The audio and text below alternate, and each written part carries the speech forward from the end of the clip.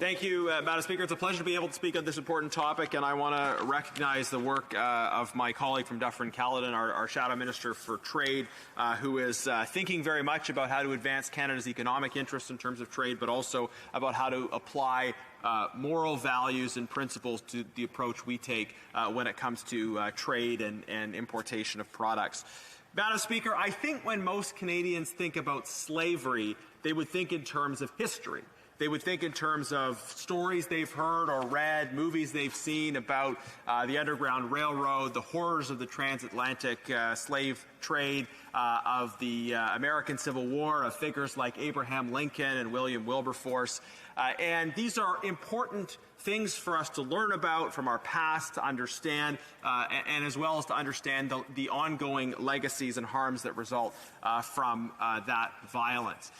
But we need to also immediately associate the reality of slavery with the contemporary experience, the ongoing reality that there are people, many people in our world today who are enslaved, who are forced to work against their will, without pay or without proper pay at least, but certainly in many cases without pay, that are compelled into those positions as a result of various forms of disadvantage, but also in many cases because of their ethnic identity, and that we have trading relationships with countries that are in fact involved in the horrors of modern-day slavery.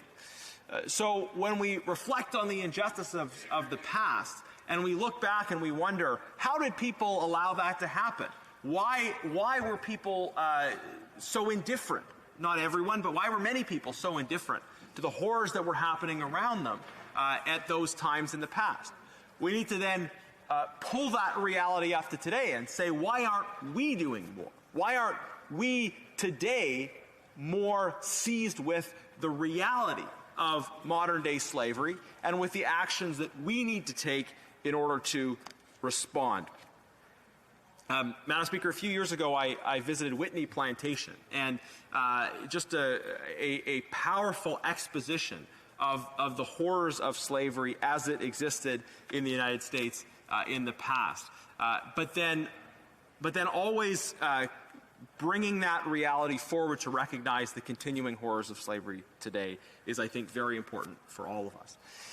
And there are limits to what Canada can do, what we as Canadian parliamentarians or what members of the Canadian public can do to respond to these horrors. But I think at a minimum, we should be setting a standard of firm non-complicity. That is, we should be doing everything within our power to not be in any way supporting or enabling the practice of slavery around the world, and that includes firmly saying no to the importation of any products made from slave labor. So I actually think there would be agreement in this House on that principle, on the principle that we should not be purchasing products made from slave labor.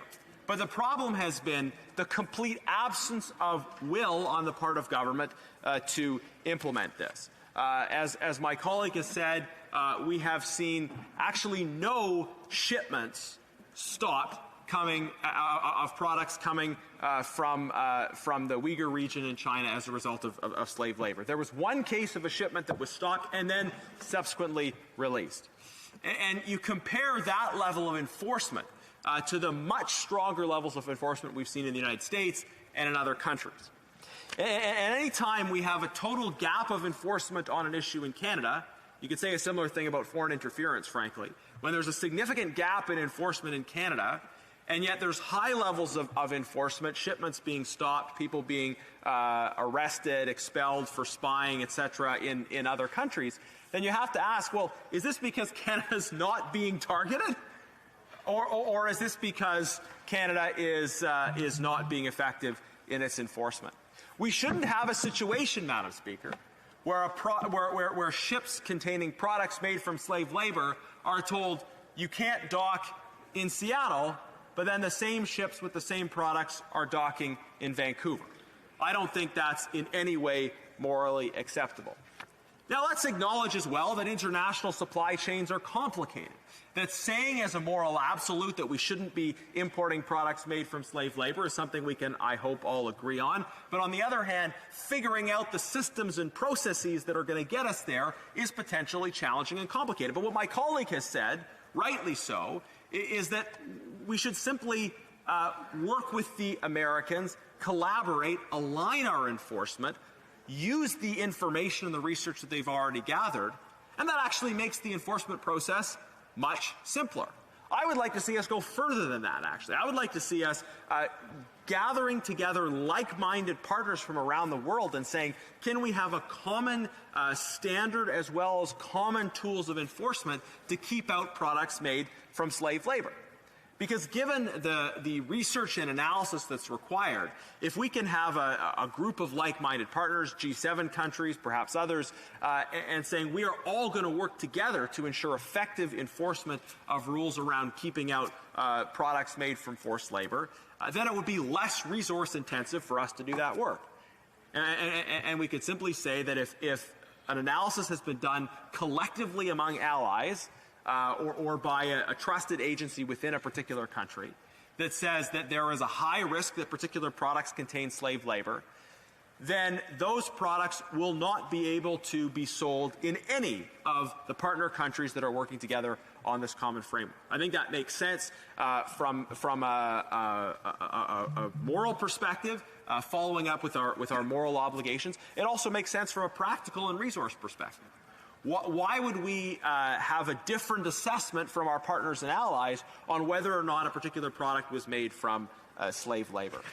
It has been encouraging to see in the United States, in an admittedly highly partisan environment, that issues around forced labor have been an issue of effective cross-party collaboration between Republicans and Democrats. And I would like to see that spirit prevail in this place as well, but it requires, I think, the government to listen and respond to the legitimate concerns that have been brought forward, because so far the government has done nothing.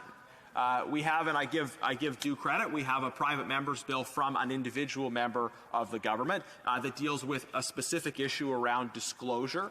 But we have not seen, contrary to promises that have been made, we have not seen government legislation on some of the broader issues around forced labor and supply chains.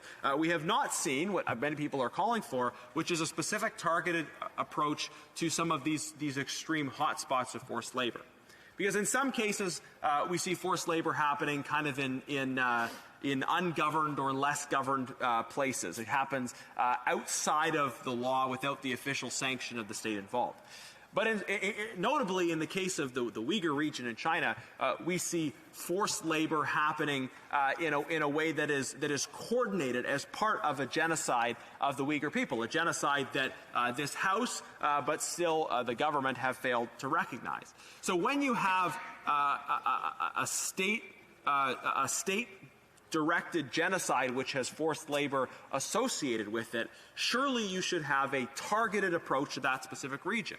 And I've said many times before that I support a framework that aligns with the bipartisan Uyghur Forced Labor Prevention Act in the United States, which presumes that products that come out of the Uyghur region have forced labor involved in those products, unless it can be proven otherwise. If it can be proven otherwise, okay, but it is reasonable to presume that products coming out of that region have a very high risk of forced labor, so we should just say no to products coming out of that region unless we can prove otherwise. If we were to adopt measures like this, it would strengthen, again, that alignment, that opportunity for shared enforcement among allies. So I would continue to call on this government to benefit from the work that's being done in other countries. You know, this is a case where it's acceptable to copy someone else's homework, right? When the work is being done in other countries, we can be more effective in our enforcement, in our work to keep products made from forced labor out, if we simply work with our allies. Now, Madam Speaker, in closing, I would submit to you this, that if slavery was still going on in an industrial scale in North America, if there were still plantations in the southern United States, we would not be comfortable importing cotton or other products that came from those plantations. We would say no in that particular case. So we should say no as well in the case of slavery happening in China or other parts of the world, and we should be effective in aligning our enforcement with our allies in order to get that done. Thank you. Questions and comments?